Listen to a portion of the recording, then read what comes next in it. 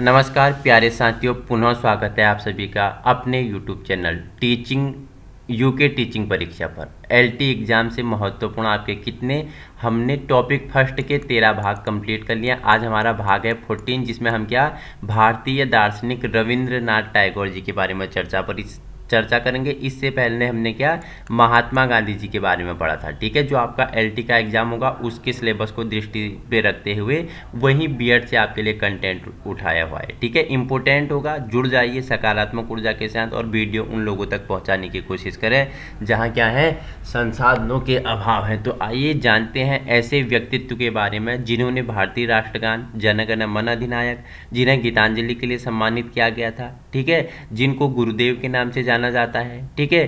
13 अप्रैल 1919 जलियांवाला बाग हत्याकांड में हुए जिन्होंने अपने नाइटहुड की उपाधि त्याग दी थी, उनके बारे में हम परिचर्चा करेंगे।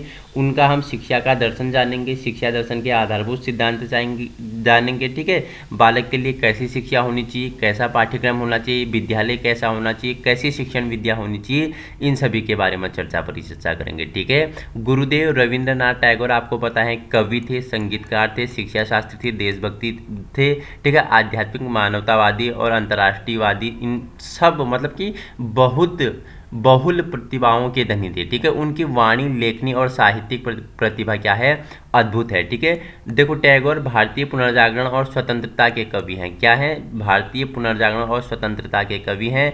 उन्होंने आधुनिक भारत के आदर्श, इच्छाओं, आकांक्षाओं, लालसा को स्पष्ट प्रदान किया।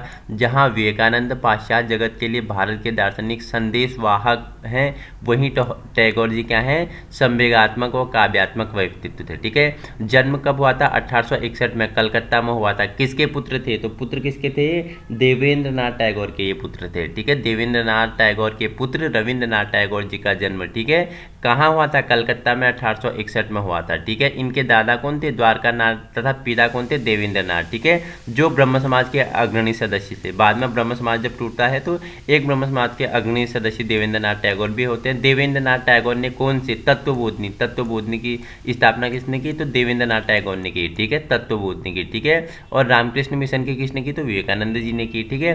टैगोर की शिक्षा की बात करें तो इन्होंने देखो कई जगहों इन्होंने शिक्षा ग्रहण की, जिसमें आपको पता है कि सबसे प्रसिद्ध इन्होंने कहा ओरिएंटल सेमिनरी स्कूल में हुई थी। बाद में तो नॉर्मल स्कूल में इन्होंने शिक्षा ली थी, ठीक है। 1911 में टैगोर ने भारतीय राष्ट्रगान जन गण मन की रचना की। 1913 में इन्हें अपनी काव्य रचना के लिए गीतांजलि के लिए साहित्य नोबेल पुरस्कार मिला था, ठीक है।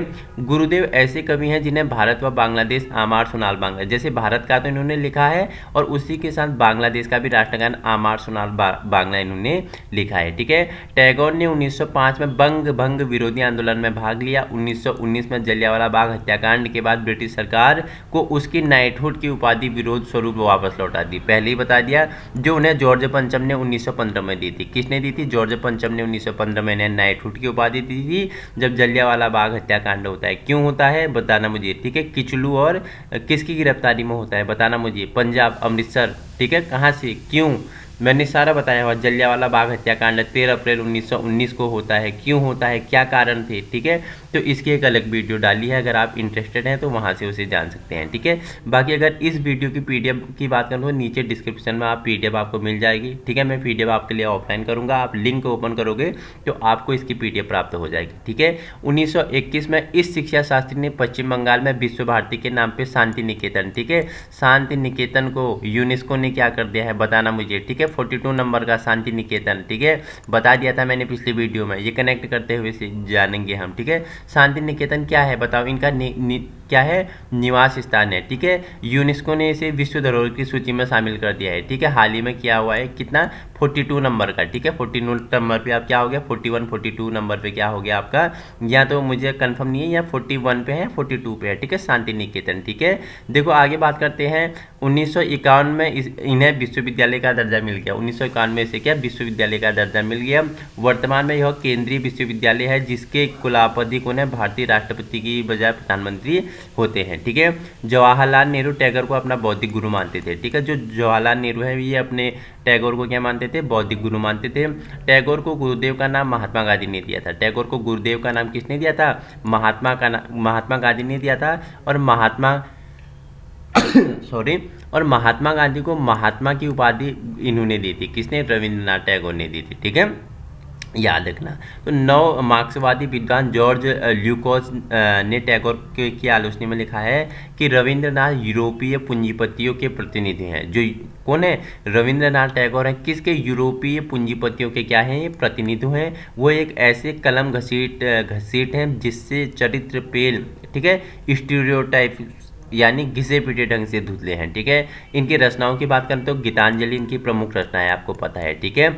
1910 में इसका विषय वस्तु था ईश्वर के प्रति समर्पण। गीतांजलि का विषय वस्तु क्या था? ईश्वर के प्रति समर्पण, ठीक है। नेक्स्ट है गोरा, 1910 में इनकी क्या है? उपन्यास है, ठीक है। जन गण मन 1911 में इनके द्वारा लिखी गई, जैसे बांग्लादेश का राष्ट्रगान आमार सोनार बांग्ला, वैसे इनकी, ठीक है। देखो द स्क्रिप्ट ऑफ जापान 1916, ठीक है। नेशनलिज्म स्ट्राइब्रिट्स 1916 में इनके द्वारा लिखी गई, ठीक है। तो और इनके बारे में क्या महत्वपूर्ण है, ठीक है। तो देखो हमने पढ़ना क्या है, हमें क्या जानना है? रविंद्रनाथ टैगोर की शिक्षा की देन जाननी है, ठीक है। तो इनका अगर रविंद्रनाथ टैगोर जी की बात चल रही है तो इनकी जो प्रमुख रचनाएं हैं, इनके जीवन के बारे में आपको बताना तो बनता ही है क्योंकि इम्पोर्टेंट है, ठीक है। बाकी हैं इनके बारे में बहुत कुछ है, ठीक है। एक कृति इनकी थी द रिलीजन ऑफ मैन थी, 1931 में लिखते हैं, ठीक है। क्या था उसमें? स्वतंत्रता के विकास का इतिहास, मानव संबंधों के उन्नयन का इतिहास के बारे में चर्चा परिचर्चा की थी, ठीक है। एक पुस्तक इन्होंने द सेल ऑफ ट्रूथ लिखी थी, ठीक है, जिसमें मनुष्य को अपने अधिकारों के संबंध में भीख नहीं मांगनी चाहिए, उसे चाहिए कि वह अपने लिए उनका स्वयं सृजन करे, ठीक है। अपने अधिकारों का भीख नहीं मांगना चाहिए मनुष्य को, उसका उसे क्या करना चाहिए? स्वयं सृजन करना चाहिए। तो ठीक है, अब हम आपके सिलेबस के अनुसार चर्चा परिचर्चा करेंगे। आपको दिख रहा है बीएड प्रथम सेमेस्टर, ठीक है, जो सहायक अध्यापक में आपके लिए इंपॉर्टेंट होगा, इसके बारे में चर्चा परिचर्चा कर लेते हैं, ठीक है। टैगोर के शिक्षा दर्शन का मूल्यांकन कर लेते हैं। टैगोर ने अपने प्रयासों के दम पर स्वयं को एक शिक्षा शास्त्री के रूप में प्रतिष्ठित किया है, ठीक है। अपने दम पर इन्होंने क्या? अपने को एक शिक्षा शास्त्री के रूप में उभारा है। उनके जीवन एवं अनुभव का आवश्यक परिणाम है, इनका जीवन और अनुभव, ठीक है, इनका एक्सपीरियंस का ही परिणाम है जिससे ये शिक्षा शास्त्री के रूप में उभरे हुए हैं, ठीक है। टैगोर की पारिवारिक पृष्ठभूमि में प्रगतिशील विचारों, कार्यों, सामाजिक सांस्कृतिक आंदोलन की छाप थी। फिर टैगोर में एक ऐसी अद्भुत ग्रहण शक्ति थी कि उन्होंने सब बातों को बड़ी सरलता से अपना लिया। उनकी बुद्धि इतनी प्रखर थी कि वे बड़ी सफलता में किसी भी ज्ञान को ग्रहण कर लेते थे। उन्हें विज्ञानों और मानव शास्त्रों का बहुत अच्छा ज्ञान था। टैगोर की अपेक्षा जॉन डीवी को अधिक बातों में रुचि थी, ठीक है। जॉन डीवी के बारे में बता दिया, टैगोर की अपेक्षा जॉन डीवी को क्या? अधिक बातों में रुचि थी, किंतु उसमें टैगोर के समान कलात्मक विषयों में रुचि नहीं थी। लेकिन टैगोर को कलात्मक विषयों में भी रुचि थी, जॉन डीवी में नहीं थी, ठीक है। रूसो एवं फेब्रोलो के समान टैगोर भी प्रकृति के गुणों एवं शक्ति को स्वीकारते हैं। जैसे रूसो ने, फेब्रोलो ने क्या? प्रकृति के गुणों को, प्रकृतिवाद को क्या किया? इन्होंने बल दिया। वैसे ही टैगोर भी इसके क्या? प्रकृतिवाद के गुणों को क्या करते हैं? स्वीकारते हैं, प्रकृति के गुणों को स्वीकारते हैं। किंतु प्रकृति से संपर्क रखने पर तथा इस संपर्क के कारण शिक्षा पर उसके प्रभाव को टैगोर ने रूसो तथा फेब्रोले से कई अच्छी तरह समझा है। उन्होंने फेब्रोले और पेस्टोलॉजी के कार्यों में जो कमियां रह गई थी उनकी पूर्ति की है, और उनके विचार और प्रयोग शिक्षा के क्षेत्र में सर्वथा नवीन और मौलिक प्रतीत होते हैं, ठीक है। रविंद्रनाथ टैगोर ने क्या? उनसे भी ज़्यादा, रूसो से भी और फेब्रोले से भी ज़्यादा कहीं आगे बढ़ चढ़ के क्या प्रकृति के बारे में बात कही गई है, जिनकी प्रयोग शिक्षा में इनसे क्या नवीन और मौलिक प्रतीत स्थान मिला हुआ है। सबसे महत्वपूर्ण बात यह है कि 20वीं शताब्दी के परमार्थ में भारतीय शिक्षा शास्त्रियों ने टैगोर में सबसे श्रेष्ठ थे, ठीक है। 20वीं शताब्दी में सबसे श्रेष्ठ थी ये शिक्षा शास्त्रियों में, ठीक है। टैगोर की दार्शनिक विचारधारा की प्रमुख विशेषताएं क्या थी, जान लेते हैं। टैगोर को भारतीय परंपराओं का आधारित सत्यम शिवम सुंदरम, सत्य शिव सुंदर, ठीक है। सत्य क्या है? शिव है। शिव ही क्या है? सुंदर है। अति आध्यात्मिक मूल्यों में क्या था? अगाध विश्वास है, ठीक है। सत्यम शिवम सुंदरम की भावना किस वाद में थी वो बताया था मैंने आपको, आदर्शवाद में, ठीक है। और स्वतंत्रता किसमें थी? प्रकृतिवाद में थी, ठीक है। तो रविंद्रनाथ टैगोर ने सत्य शिवम सुंदरम, सत्यम शिवम सुंदरम को आध्यात्मिक मूल्यों को आघात विश्वास है।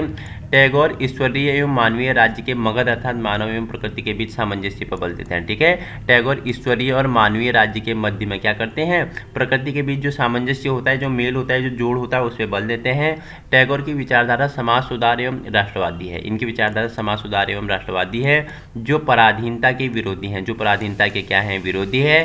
टैगोर के मानव धर्म के अनुसार सभी धर्म एक मूल मानव धर्म है और अनेक रूप से इसको क्या मानव अपने अपने द्वारा प्रदर्शित करता है, जबकि मानव धर्म ही मनुष्य का मूल धर्म है। जबकि मानव का कोई धर्म नहीं है। मानव का जो मनुष्यत्व है, जो सेवा भावना है, दूसरे के प्रति दया है, मानव का जो धर्म है वही क्या है, उसका मूल धर्म है। ठीक है, टैगोर के अनुसार शिक्षा के उद्देश्य क्या होना चाहिए, तो आइए जानते हैं। टैगोर के द्वारा निर्धारित किए जाने वाले शिक्षा के प्रमुख उद्देश्य थे, जिसमें पहला पॉइंट आपके लिए होता है बालकों के लिए शरीर का स्वस्थ एवं स्वाभाविक विकास और उसके विभिन्न अंगों एवं इंद्रियों को प्रशिक्षित करना। टैगोर ने क्या बोला कि बालकों के शरीर का स्वस्थ एवं स्वाभाविक विकास होना चाहिए। ठीक है, जो बालक है उसके शरीर का स्वस्थ और स्वाभाविक विकास होना चाहिए, उसमें विभिन्न अंग इंद्रियों को प्रशिक्षित करना चाहिए। जो उसके विभिन्न अंग हैं, जो उसकी इंद्रियां हैं, सेंसर ऑर्गन है, उन्हें क्या करना चाहिए, प्रशिक्षित करना चाहिए, उन्हें शिक्षा देनी चाहिए। ठीक है, पॉइंट दूसरा है आपके लिए, बालक को यथार्थ जीवन की बातें, स्थिति, पर्यावरणीय जानकारी देते हुए उनमें अनुकूल करा के उसके मस्तिष्क का विकास करना चाहिए। तीसरा पॉइंट है, बालक को शांति, धैर्य, अनुशासन, आंतरिक स्वतंत्रता, आंतरिक शक्ति एवं आंतरिक ज्ञान के मूल्यों में विज्ञ कराकर उसका नैतिक एवं आध्यात्मिक विकास करना चाहिए। चौथा पॉइंट है कि बालक का बौद्धिक, व्यक्तिगत, व्यावसायिक एवं सामाजिक विकास करना चाहिए। पूर्ण जीवन की प्राप्ति हेतु बालक का पूर्ण विकास करना, पूर्ण जीवन की प्राप्ति हेतु बालक का क्या करना, पूर्ण विकास करना। ठीक है, तो ये क्या बताया इन्होंने, शिक्षा के उद्देश्य बताए टैगोर ने। ठीक है, समझ गए हैं, यहाँ तक कोई परेशानी तो नहीं किसी को। ठीक है, तो आइए आगे परिचर्चा कर लेते हैं। टैगोर की अंतर्राष्ट्रीयता की भावना की समीक्षा करते हैं। ठीक है, टैगोर अंतर्राष्ट्रीयता के पक्के समर्थक थे, अंतर्राष्ट्रीयता के थे पक्के समर्थक थे, जिसे उन्होंने विविधता में एकता आदर्शवादी सिद्धांत के आधार पर स्पष्ट किया। ठीक है, जो अंतर्राष्ट्रीयता थी उसके समर्थक थे। उन्होंने विविधता में एकता आदर्शवादी सिद्धांत के आधार पर इसे स्पष्ट किया है। उन्होंने लिखा है कि यद्यपि मानव जातियां में प्राकृतिक भेद हैं, जिनकी रक्षा और सम्मान करना चाहिए। मानव जातियों में क्या है, प्राकृतिक, ठीक है, नेचुरल क्या है, भेद हैं, जिनकी रक्षा और सम्मान करना चाहिए। फिर भी इन भेदों के होते हुए हमारी शिक्षा का उद्देश्य मानव एकता का बोध एवं विरोध के मध्य सत्य की खोज करना होना चाहिए। ठीक है, तो उनका मत क्या था, उनका मत है कि मानव जाति की एकता एवं उसके माध्यम से ब्रह्मा की अभिव्यक्ति की भावना से ही अंतर्राष्ट्रीय निहित है। टैगोर की अंतर्राष्ट्रीयता का आधार आर्थिक या राजनीतिक नहीं बल्कि आध्यात्मिक और मानवतावादी है। ठीक है, आगे परिचर्चा कर लेते हैं। रविंद्रनाथ टैगोर ने व्यक्तिगत तथा सामाजिक आदर्शों का शिक्षा में समन्वय किया है। इस दृष्टि से रविंद्र के शिक्षा दर्शन का विचार कीजिए। ठीक है, एक है अगर ऐसे में नहीं तो देखो ये तो प्रश्न आपके लिए इंपोर्टेंट नहीं होगा, आपके लिए इनकी जो व्याख्या है वो इंपोर्टेंट होने वाली है। ठीक है, टैगोर के शिक्षा दर्शन का मूल्यांकन कीजिए तथा पाठ्यक्रम एवं शिक्षक के स्थान के संबंध में उनके विचारों को स्पष्ट कीजिए। ठीक है, तीसरा इसी में क्वेश्चन बनेगा कि टैगोर आधुनिक भारत में शैक्षिक पुनरुत्थान के सबसे महान पैगंबर थे। इस कथन पर विवेचना कीजिए। ठीक है, हमारे लिए यही जो व्याख्या है यही इंपोर्टेंट होने वाली है। ठीक है, टैगोर का जीवन परिचय। ठीक है, टैगोर्स लाइफ 1861 में कलकत्ता में जन्म हुआ था और 1941 में इनका देहांत हो गया था। परम यशस्वी व्यक्तित्व के धनी और साहित्य, संगीत, कला एवं शिक्षा में समन्वित मूर्तिमान प्रतीत थे। ठीक है, श्री रविंद्रनाथ जी का जन्म कब, कलकत्ता में सन 1861 में हुआ था। ठीक है, किसके पुत्र थे, तो महर्षि देवेंद्रनाथ टैगोर के पुत्र थे। ठीक है, उनकी प्रारंभिक शिक्षा कहाँ हुई थी, ओरिएंटल सेमिनरी स्कूल में हुई थी। बाद में उन्हें नॉर्मल स्कूल में दाखिला दिलाया गया था। वैसे घर पर उन्हें विभिन्न विषयों एवं कला तथा संगीत की शिक्षा के लिए अलग अलग शिक्षक नियुक्त किए गए थे। 1878 में वे उच्च शिक्षा प्राप्त करने के लिए इंग्लैंड गए। 1878 में कब, 1878 में ये कहाँ गए, उच्च शिक्षा प्राप्त करने के लिए इंग्लैंड गए थे। लेकिन विद्यालयी शिक्षा के मन न लगने के कारण वे 1880 में भारत लौट गए। ठीक है, 1878 में उच्च शिक्षा के लिए इंग्लैंड गए, लेकिन इन्होंने क्या विदेशी शिक्षा अगर इनका मन नहीं लगा विदेश में, तो ये 1880 में, ठीक है, 80 में कहाँ वापस भारत लौट गए।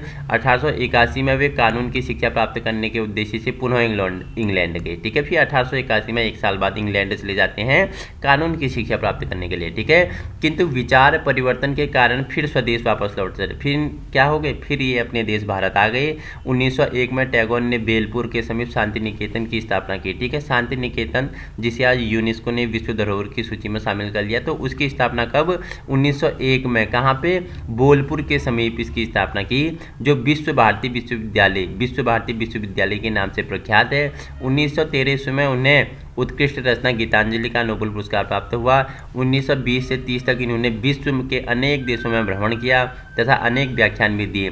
सन 1941 में इस महान एवं परम यशस्वी शिक्षाविद, साहित्यकार एवं महर्षि का क्या हो गया, देहांत हो गया। इनका जीवन दर्शन जान लेते हैं, ठीक है। फिलॉसफी ऑफ लाइफ के बारे में, टैगोर ईश्वर को सर्वोच्च मानव के रूप में मानते हैं, ठीक है। जो सुपरमैन है वो कौन है, सुपरमैन ही क्या है, मानव है। ईश्वर को सर्वोच्च मानव के रूप में मानते हैं, ठीक है। वे क्या थे, अद्वैतवादी थे। कैसा थे, अद्वैतवादी थे।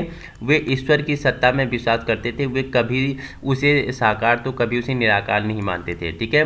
वे सृष्टि को ईश्वर की अभिव्यक्ति के रूप में स्वीकार करते थे। वे आदर्शवादी दर्शन और मानव के बीच पाए जाने वाले विभेदों की निंदा करते थे। वे मानवतावादी थे तथा मानव के बीच पाए जाने वाले विभेदों की निंदा करते थे, ठीक है। वे मानव को सम्मान एवं स्वतंत्रता दिलाकर उसकी आत्मा को ऊंचा उठाना चाहते थे। वे दार्शनिक एवं समाज सुधारक होने के साथ साथ एक प्रखर क्या थे, राष्ट्रवादी थे।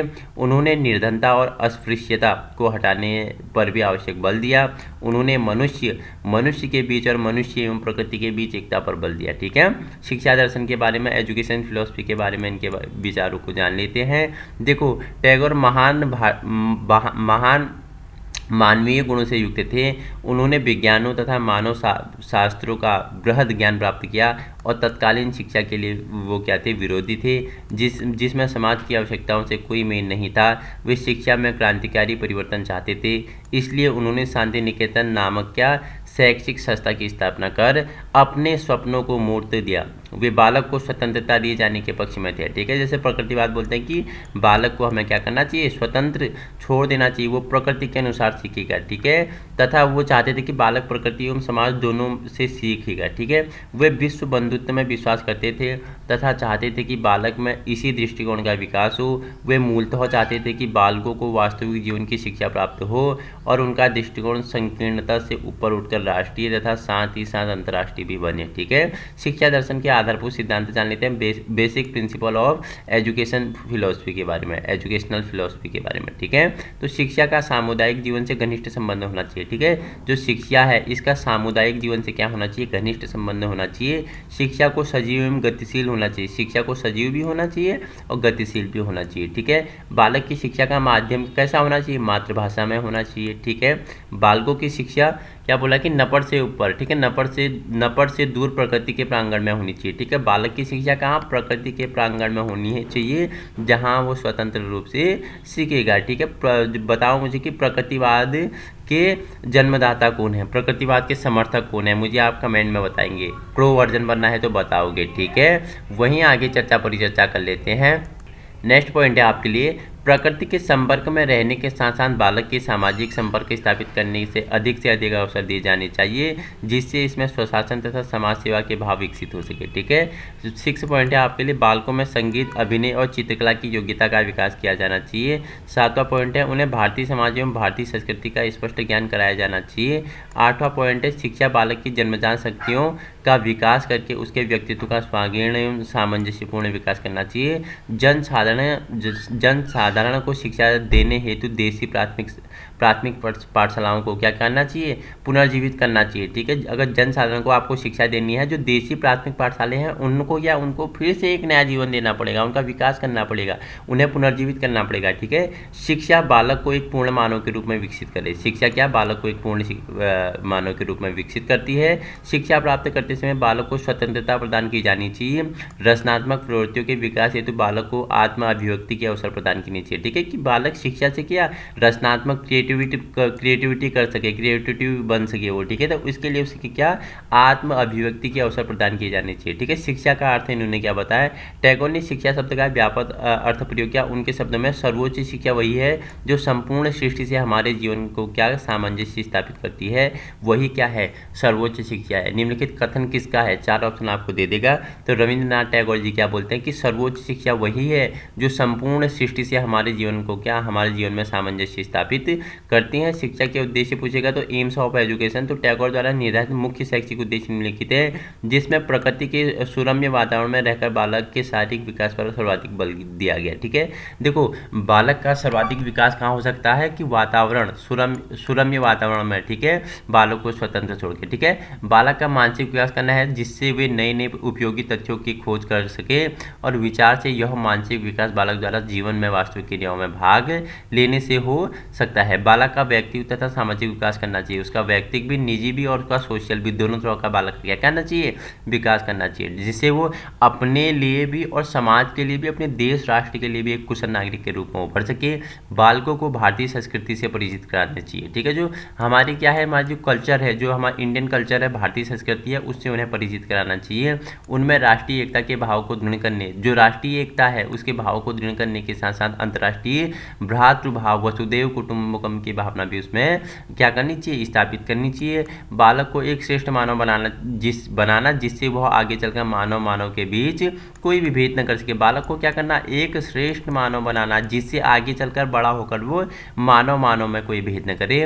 बालक को व्यावसायिक शिक्षा भी प्रदान की जानी चाहिए, ठीक है। जो व्यावसायिक है, हस्तशिल्प है, ठीक है, कृषि, बागवानी, ठीक है, छोटे मोटे क्या करना, उद्योग धंधे, छोटे मोटे कार्य करना, इन्हें इस प्रकार की शिक्षा भी देनी चाहिए, ठीक है। तो देखो इन्होंने पाठ्यक्रम, कैसा पाठ्यक्रम पे बल दिया, तो टैगोर के अनुसार शिक्षा का मुख्य उद्देश्य पूर्ण जीवन की प्राप्ति हेतु मनुष्य का पूर्ण विकास है, ठीक है। पूर्ण जीवन की अगर प्राप्ति करनी है तो उसके लिए मनुष्य का पूर्ण विकास करना होगा, अथवा इस उद्देश्य की प्राप्ति हेतु उन्होंने पाठ्यक्रम में विभिन्न प्रकार के विषय व क्रियाओं को सम्मिलित किया। उनके अनुसार पाठ्यक्रम के कुछ मुख्य विषय एवं क्रियाएं इस प्रकार है। विषय उन्होंने क्या, उन्होंने इतिहास हो गया, भूगोल हो गया, साहित्य विज्ञान, प्रकृति अध्ययन आदि उन्होंने सम्मिलित किया।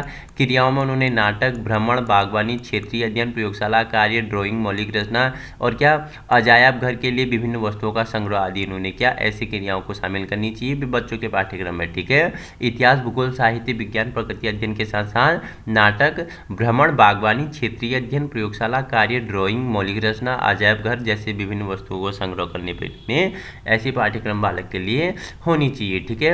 अतिरिक्त पाठ्यक्रम क्रियाओं में इन्होंने खेल को, समाज सेवा, छात्र स्वशासन आदि भी सम्मिलित किए, ठीक है। डॉक्टर मुखर्जी के अनुसार इस दृष्टिकोण ने टैगोर की शिक्षा संस्थाओं में लागू किए जाने वाला पाठ्यक्रम क्रिया प्रधान पाठ्यक्रम रहा है, ठीक है। इन्होंने क्या बोला, मुखर्जी ने, जो टैगोर की शिक्षा संस्थाओं में लागू होगा वह क्या होगा, क्रिया प्रधान पाठ्यक्रम रहा है, ठीक है, करके सीखना, ठीक है। शिक्षण पद्धतियाँ, ठीक है, मेथड ऑफ टीचिंग, कैसे मेथड ऑफ टीचिंग पे बात की इन्होंने।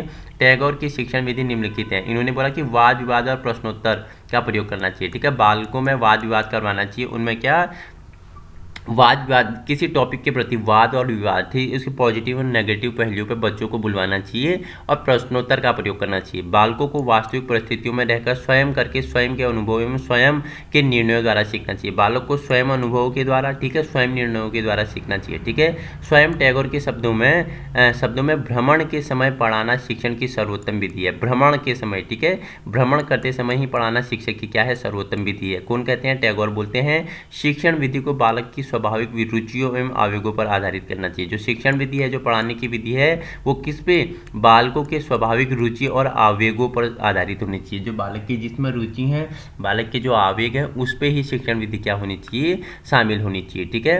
पॉइंट आपके लिए 5वां है, शिक्षण विधि के अंतर्गत नृत्य, अभिनय, किसी दस्तकारी आदि को स्थान देना चाहिए, सारी क्रिया को महत्व देना तथा इस भांति क्रिया विधि का प्रयोग करना चाहिए, ठीक है। अब देखो टैगोर जी ने अनुशासन के बारे में, कैसा अनुशासन होना चाहिए। टैगोर अनुशासन को बाह्य व्यवस्था के रूप में नहीं वरन आंतरिक भावना के रूप में स्वीकार करते हैं। दंड व्यवस्था के वे विरोधी थे। उनकी मान्यता थी कि यदि शिक्षक ज्ञानी है तो चरित्रवान है तथा उसका विद्यार्थी के साथ व्यवहार प्रेम और सहानुभूतिपूर्ण है तो बालक भी क्या स्वयमेव ही अनुशासन का पालन करेंगे। वे स्वशासन की भावना के विकास हेतु खेल कूद, साहित्यिक एवं सांस्कृतिक कार्यक्रम के आयोजन को आवश्यक मानते हैं। देखो अब इन्होंने अनुशासन के बारे में बता दिया, तो ये अब कैसा शिक्षक होना चाहिए, टीचर के बारे में कैसा बात करते हैं। देखो टैगोर ने शिक्षक को अत्यधिक महत्वपूर्ण स्थान दिया है, ठीक है। टीचर को इन्होंने क्या अत्यधिक महत्वपूर्ण स्थान दिया है। वे यह मानते हैं कि मनुष्य केवल मनुष्य से ही सीख सकता है। मनुष्य केवल किससे, मनुष्य से ही सीख सकता है। टैगोर के अनुसार शिक्षक के निम्नलिखित कार्य होते हैं, ठीक है। किसने बोल दिया कि मनुष्य केवल मनुष्य से सीख सकता है, तो ये टैगोर बोलते हैं। जिसमें शिक्षक के निम्नलिखित उन्होंने कार्य बताए, क्या क्या बताए, चर्चा परिचर्चा कर लेते हैं। ऐसे वातावरण का निर्माण करना जिसमें बालक क्या स्वानुभव या अपने अनुभव द्वारा सफलतापूर्वक सीखे, ठीक है। ऐसा ही वातावरण का निर्माण करना है बालक को सिखाने के लिए, जिससे वो अपने अनुभव, ठीक है, स्वानुभव से सफलतापूर्वक सीख सके, ठीक है। बालक की रचनात्मक शक्तियों को विकसित करने का प्रयत्न करना चाहिए, ठीक है। जो बालक रचनात्मक, जो अगर बालक के अंदर क्या है, क्या रचनात्मक उसके अंदर शक्तियाँ हैं, उन्हें विकसित करने का प्रयत्न किसे करना चाहिए, शिक्षक को करना चाहिए, ठीक है। नेक्स्ट है व्यक्तिगत विभिन्नता के आधार पर बालकों के लिए शिक्षा की उचित व्यवस्था करनी चाहिए, ठीक है। व्यक्तिगत विभिन्नता, एक ही क्लास में अलग अलग वर्ग के छात्र, व्यक्तिगत विभिन्नता, ठीक है। कम देखने वाला, कम सुनने वाला, ठीक है, जो क्या होते हैं मंद बुद्धि होते हैं, ठीक है, जो क्या होते हैं दिव्यांग होते हैं, तो इनके लिए उचित शिक्षा की व्यवस्था करनी चाहिए, ठीक है। आदर्श आचरण का उदाहरण प्रस्तुत करना चाहिए, आदर्श आचरण का उदाहरण प्रस्तुत करना चाहिए शिक्षक को। बालकों के साथ प्रेम और सहानुभूति व्यवहार करना चाहिए। टैगोर क्या बोलते हैं, बालकों के साथ क्या, कैसा प्रेम और सहानुभूति का व्यवहार करना चाहिए, ठीक है। अब आपके लिए अंतिम पॉइंट है, जिसके बाद हमारा क्या आज रविंद्रनाथ का जो शैक्षिक दर्शन था ये हमारा कंप्लीट हो जाएगा। इसके बाद हम एक नए टॉपिक के सामने आपके सामने उपस्थित होंगे, जो आपके लिए क्या होगा, कहीं न कहीं लड्डू साबित होगा। तो जान लेते हैं शिक्षा दर्शन का मूल्यांकन, ठीक है। तो टैगोर मानव और प्रकृति के सुरम्य प्रांगण में पढ़ाए जाने के पक्षधर थे, ठीक है। टैगोर ने क्या बोला, मानव और प्रकृति के सुरम्य प्रांगण में पढ़ाए जाने के ये पक्षधर थे। बालक को, व्यक्ति को कैसे सुरम्य प्रांगण या वातावरण में पढ़ाया जाना चाहिए। लेकिन इसके साथ ही वे यह भी चाहते हैं कि शिक्षा मानवीय आवश्यकताओं के अनुसार हो। और क्या चाहते हैं, जो शिक्षा है वो किसके, वो मानवीय आवश्यकताओं के अनुसार हो। बालक आगे चलकर एक श्रेष्ठ मानव बन सके, ठीक है। बालक आगे जाकर क्या एक श्रेष्ठ मानव बने, वह अपने निर्णय स्वयं ले तथा उनका दृष्टिकोण विशाल हो, उनका दृष्टिकोण क्या हो, विशाल हो।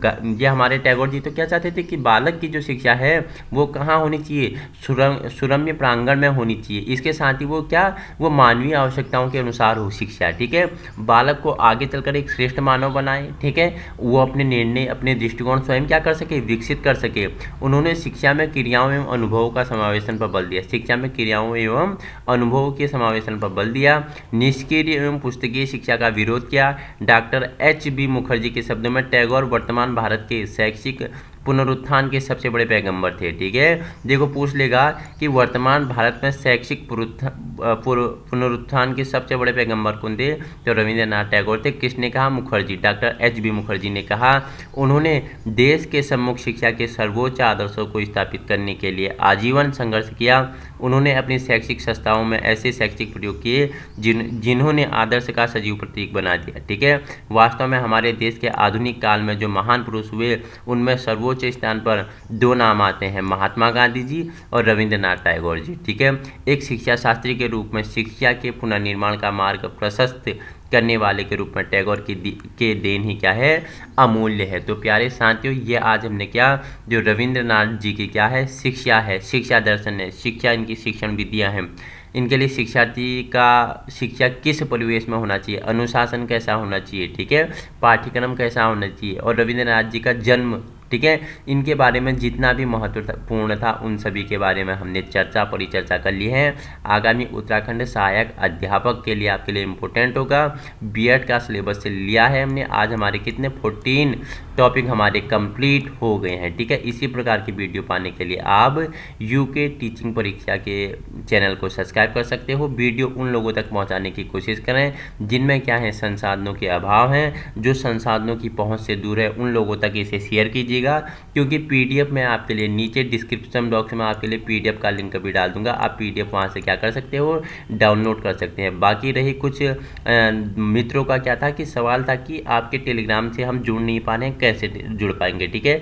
तो उन्हें बता दूं, बिहेवियर एजुकेशन उपकार की क्लासेस नाम से टेलीग्राम ग्रुप है, जो आजकल कुछ तकनीकी कारणों से क्या हो गया, वो बंद हुआ पड़ा है। इसलिए मैं आपको जो पीडीएफ है वो यहीं पे मैं आपको क्या कर रहा हूँ, संलग्न कर रहा हूँ। आपको टेलीग्राम जुड़ने की जरूरत है ही नहीं है अभी, ठीक है, क्योंकि मैं कंटेंट आपको यूट्यूब में ही दे रहा हूँ, पीडीएफ में आपको यहीं अवेलेबल करा रहा हूँ, तो वहाँ जुड़ने से कोई फायदा ही नहीं है।